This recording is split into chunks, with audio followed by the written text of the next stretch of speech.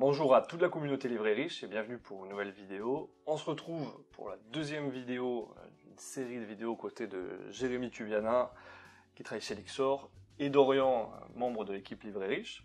Donc, dans la première vidéo, on a vu que tout le monde avait accès au marché financier, quel que soit le profil d'épargnant, du plus jeune au moins jeune.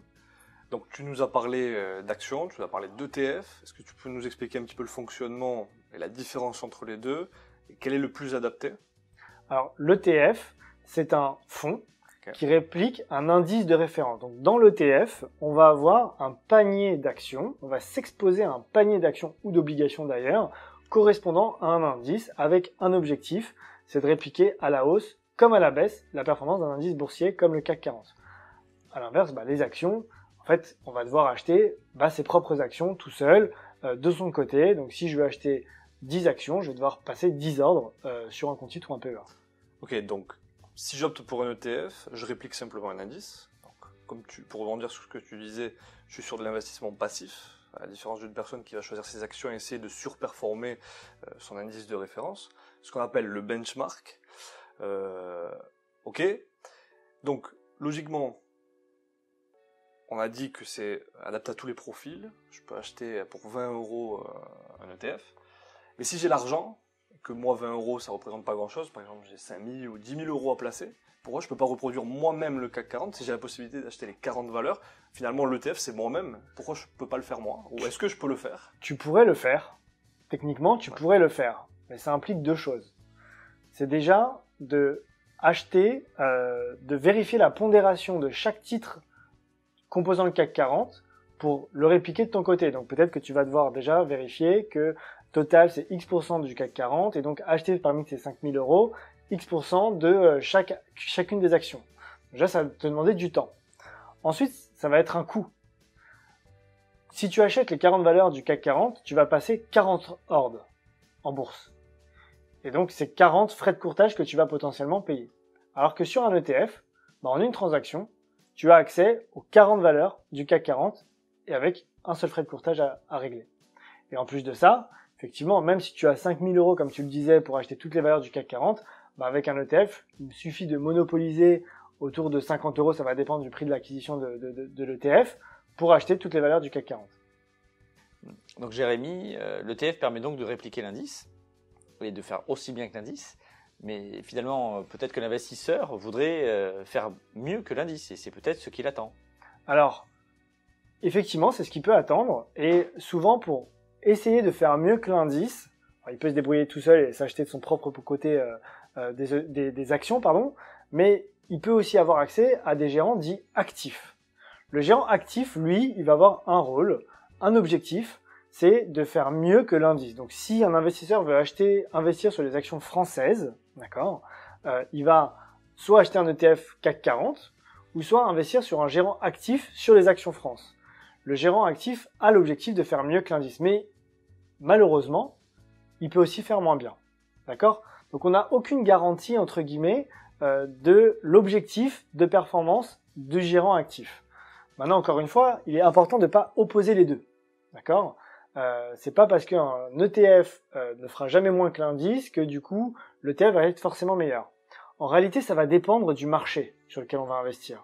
Et on fait ces études-là chez Lixor où on essaye d'accompagner les investisseurs sur leur choix de support.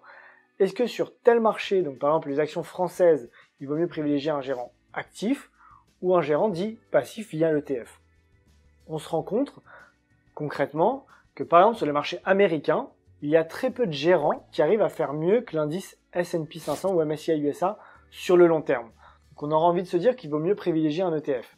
À l'inverse, sur les actions des small cap, les petites et moyennes capitalisations, les gérants actifs arrivent à afficher de la régularité sur leur performance et à surperformer régulièrement leur indice de référence. Et donc on aura tendance à privilégier un gérant actif sur ce type d'exposition. Pour autant, si j'ai pas envie de passer beaucoup de temps et que j'ai simplement envie d'avoir de la performance, c'est quoi le plus adapté pour moi? Alors là aussi c'est compliqué de répondre parce que ça va dépendre là aussi du souhait du client. Peut-être que l'investisseur va se dire, bah, moi, je veux me coller à l'indice, je veux pas faire plus, pas faire moins. Et il y a d'autres investisseurs qui vont avoir peut-être plus d'attentes. C'est pour ça qu'ils vont préférer faire confiance à un gérant qui pourra faire plus, mais qui pourra aussi faire moins. Donc ça dépend de chacun. Donc, ok, je paye les frais de courtage. Et combien me coûte l'ETF? Est-ce que je vais payer en plus? Est-ce que je vais payer en moins? Est-ce que c'est inclus dans ces frais de courtage? Comment ça se passe? Alors, faut savoir que sur un PEA ou un compte titre, on va payer justement des frais de courtage, qui sont des frais liés à la transaction d'achat ou de vente. Okay. Je vais aussi peut-être parfois dans un compte titre ou PEA payer des droits de garde. D'accord? Faut savoir que les droits de garde, on n'en trouve pas sur les banques ou les courtiers en ligne. Donc c'est un point important.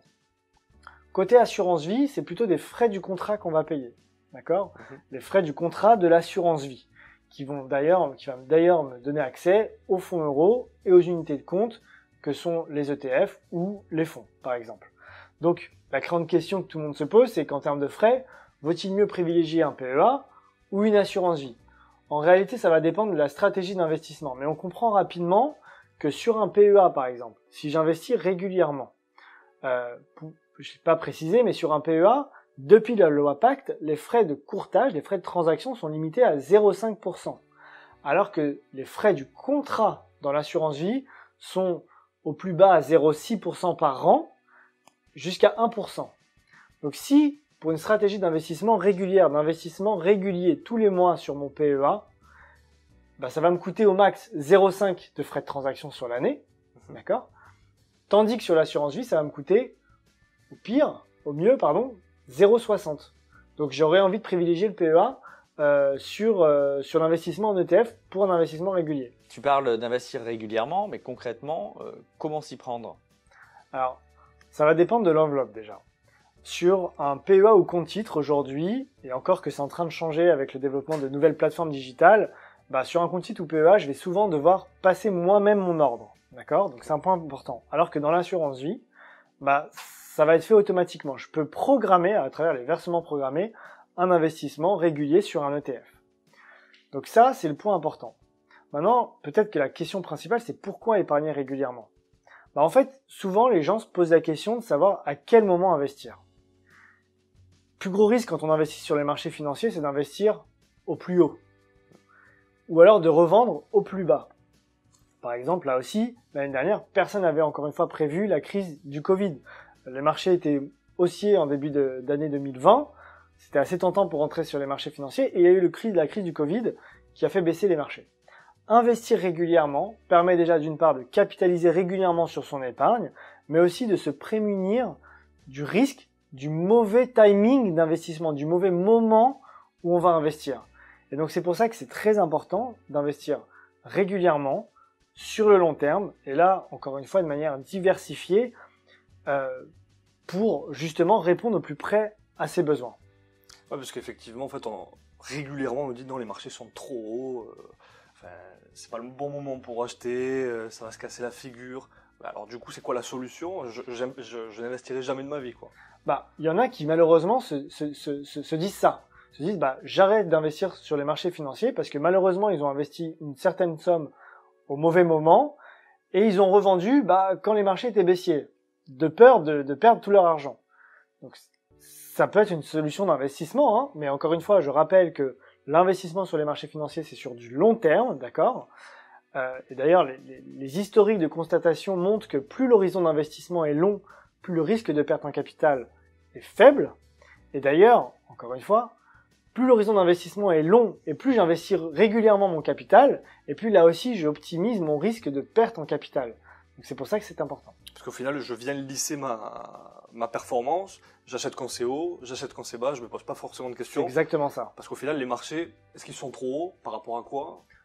Très compliqué de répondre à cette question. On n'a malheureusement pas de boule de cristal, mais encore une fois, l'investissement régulier programmé que je peux mettre en place sur un compte PEA, compte titre ou sur une assurance vie, c'est la bonne solution. Donc, pas de question, j'investis régulièrement sur un ETF diversifié, sur du long terme, et c'est adapté à tout le monde, pour un petit budget, pour un plus gros budget. Et là aussi, tu parles de diversifier. Effectivement, alors un ETF de facto est diversifié parce qu'il va s'exposer à plusieurs indices, plusieurs actions ou plusieurs obligations au sein d'une même transaction. Mais l'intérêt aussi, la particularité des ETF, c'est qu'on a accès à une panoplie d'ETF. sur différentes classes d'actifs. Donc on peut être diversifié au sein même d'un ETF, mais en investissant aussi sur plusieurs ETF.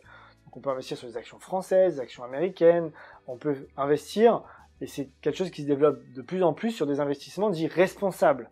On qualifie aussi d'ESG, environnemental, social et de gouvernance. Là aussi, ça permet de donner du sens à son épargne. Donc aujourd'hui, on a accès à des ETF qui permettent d'investir sur l'eau, par exemple, qui permettent d'investir sur l'égalité homme-femme, sur la réduction des émissions de carbone, donc sur l'investissement plutôt climatique. Donc c'est vraiment important de pouvoir diversifier, mais aussi sur les supports. Je dis souvent qu'un ETF est un ingrédient, et donc on peut mixer les ingrédients pour avoir la bonne allocation, le bon investissement correspondant à son profil. Donc parfois on nous dit j'aimerais bien donner du sens à mon épargne, ça m'intéresse pas d'investir dans cette boîte, sur cet indice. Est-ce que j'ai la possibilité donc de donner du sens? Ok. Qu'est-ce que ça veut dire ISR? Qu'est-ce que ça veut dire ESG concrètement et comment ça fonctionne? En fait, on va regarder des critères extra-financiers. D'accord? Donc on va regarder potentiellement si la société émet beaucoup de carbone, pollue de manière générale. Est-ce qu'une société va privilégier l'égalité homme-femme? Est-ce que la société va privilégier la séparation des pouvoirs?